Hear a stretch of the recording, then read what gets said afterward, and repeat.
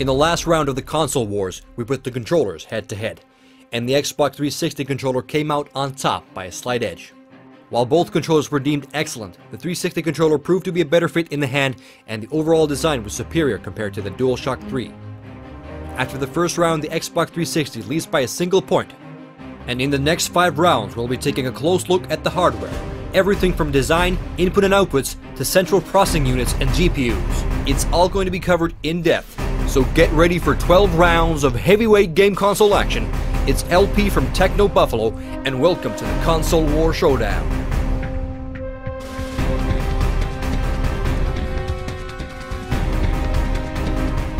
Now, this is a topic that has to be tied in with price and value.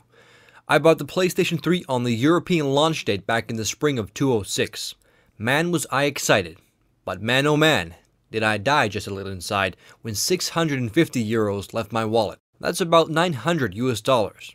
With the introduction of the PS3 Slim in September 2009, the price has dipped significantly down to approximately 300 bucks, both US dollars and euros. The two consoles are now on the same price point, but I think Microsoft still has levers to pull, so I would not be surprised if the Elite's price comes down to $250 if the PS3 starts gaining some ground. So I'm going to be looking at this hardware comparison from the perspective of where we are right now in fall 2009, and the notion of both consoles being at an equal price point. Round 2. SKU Wars. To make this series of videos a bit more complex, both manufacturers have come out with multiple SKUs of their hardware. Not many gamers knew or cared what a SKU was before Microsoft came out with 2 different versions of their Xbox 360 hardware. The term was adopted by the gaming community basically overnight. SKU stands for Stock Keeping Unit. It's a term merchants use to identify unique products in inventory.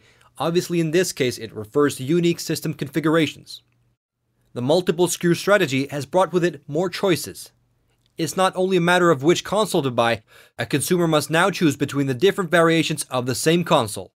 When I bought the PS3, I had 2 SKUs to choose from, the 60GB SKU and the 20GB SKU.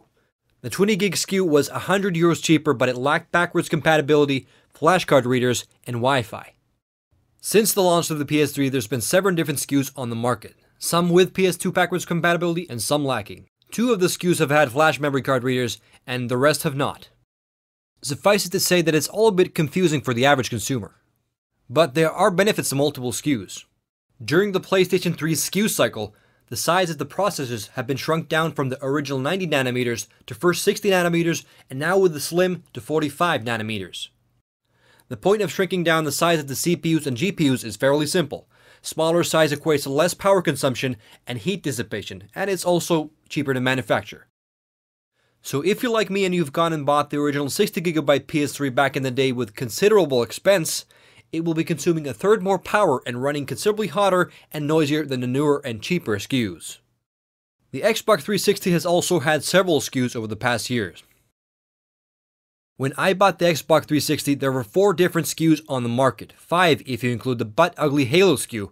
I mean, come on, it looked like something you'd find in a ditch. Anyways, 4 SKUs when I bought the Xbox 360, the Arcade, the Pro, and the Elite, and there were also some 20GB premium SKUs still on the market. And looking at Microsoft's long list of SKUs really makes me miss the olden days, where there was only a single system and everyone pretty much had the same device. I'm really not sure if the multi-SKU strategy is the right one, because for the average consumer, things can get a bit confusing. I remember a lot of people were quite pissed off 2 years back when, having just bought the version of the Xbox 360 that lacked the HDMI output, only to find out that the HDMI version was on sale a few weeks later. But there's also been quite a lot of confusion about which versions of the PS3 had backwards compatibility and which did not. In my opinion, the whole SKU business has harmed both brands in the long run. But I kinda do understand the business aspect of multiple SKUs. Adding an HDMI output post-launch will sell more units. Shaving off $100 with the expense of backwards compatibility will sell more units to certain demographics. But it definitely would be nice if the console I buy at a high expense on the launch date would be at least equally as good as the SKU that comes 3 years later with half the price. Now this pisses me off, and I know for a fact that I'm not alone with this. What do you guys think? Luckily, Microsoft and Sony have both tried to cut down on the SKUs. Sony first got rid of the SKUs that lacked Wi-Fi, And Microsoft only recently revealed that it would be losing the Xbox 360 Pro SKU, leaving only two SKUs on the market, the Arcade and the Elite. I'm awarding no points in this round because the multiple SKU approach really doesn't serve anyone's interest. I'm perfectly fine with shrinking down the components, but adding and subtracting features confuses the average consumer and frustrates the loyalist of fans of both manufacturers. Hopefully come next generation of consoles, both manufacturers will develop their concept and hardware long enough not to have to make 10 versions within the console's product cycle. A single SKU approach seems to be working fairly well for a certain other Japanese console, namely the Nintendo Wii. Round 3. Design and external features.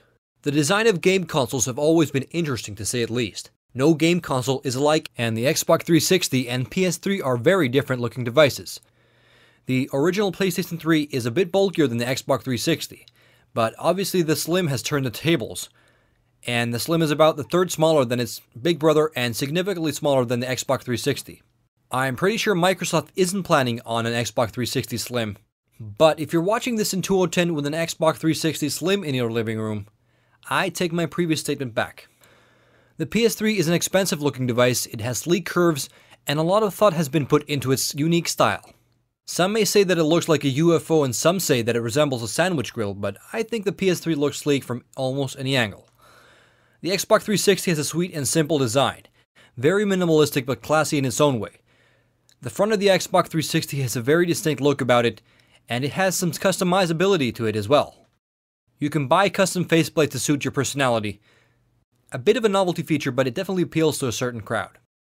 While I do like the piano black finish on the PS3, man does it collect some serious dust and fingerprints. But if you don't like the glossy finish, the Slim features a matte finish, which may not be as flashy as the original PlayStation 3, but it gets the job done and looks good in its non-dust collecting and smudging way.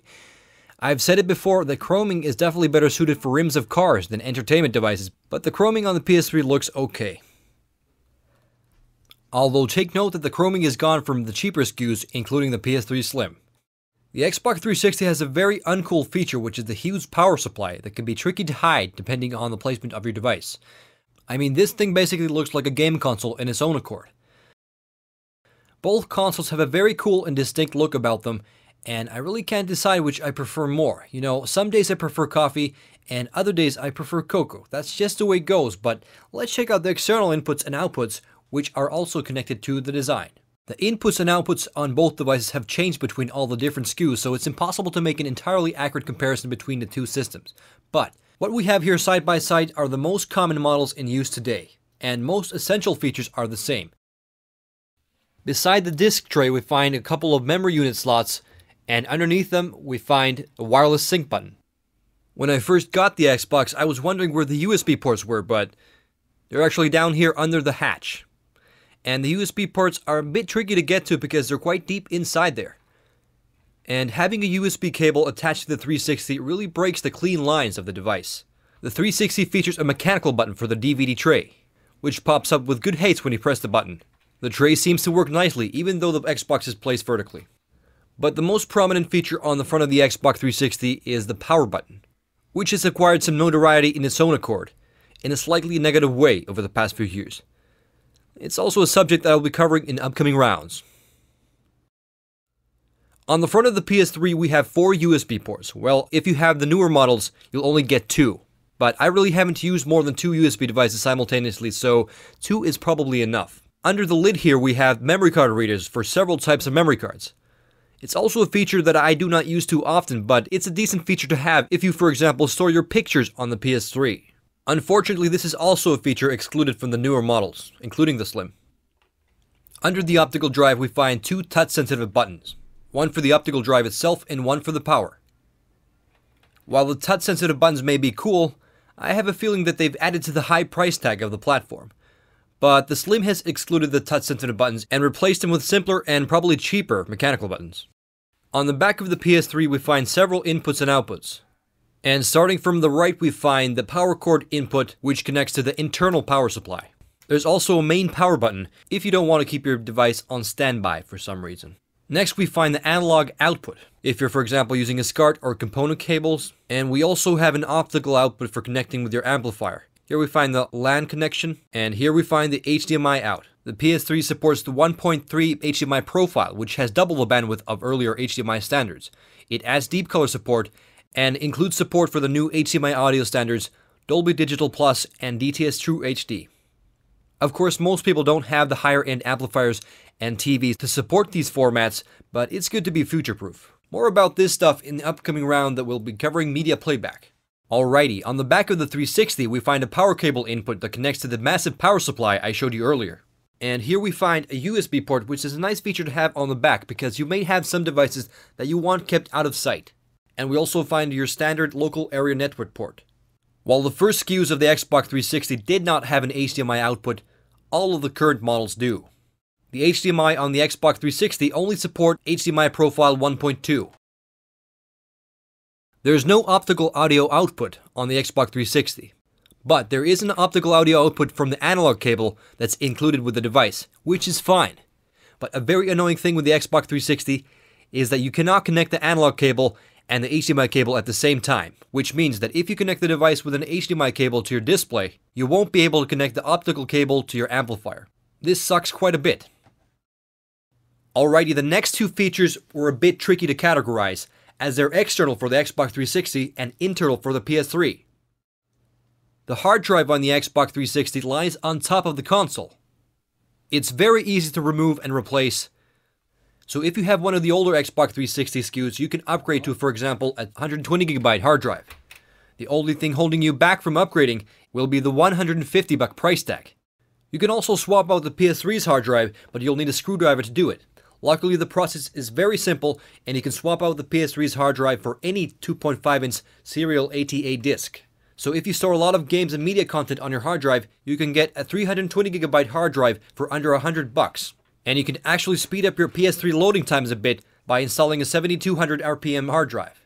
As you can see, the hard drive included in my trusty old PS3 is a pretty standard Seagate Barracuda disc.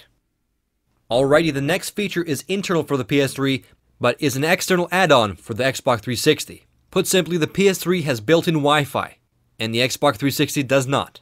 A wireless network adapter is sold separately for around $80, and in my opinion, Wi-Fi is a feature that one expects to be built in these days, so it's a definite negative for the Xbox 360. Heck, even my toaster has a built-in Wi-Fi. It probably comes as no surprise that the PS3 will be taking this round. Both the original PS3 and the Slim are sleek-looking devices that include all the necessary input and outputs. Although some of the features have been excluded from the Slim, it still managed to be the better all-rounded device when it comes down to input and outputs. The round for design and external features go to the PS3 hands down. The match is now tied up with a point for each platform. In the next two rounds, it's time to peek under the external covers and analyze the internal hardware. CPU and GPU are up next. It's time to break these babies open. Catch you later in the next round of the Console Wars. LP signing out.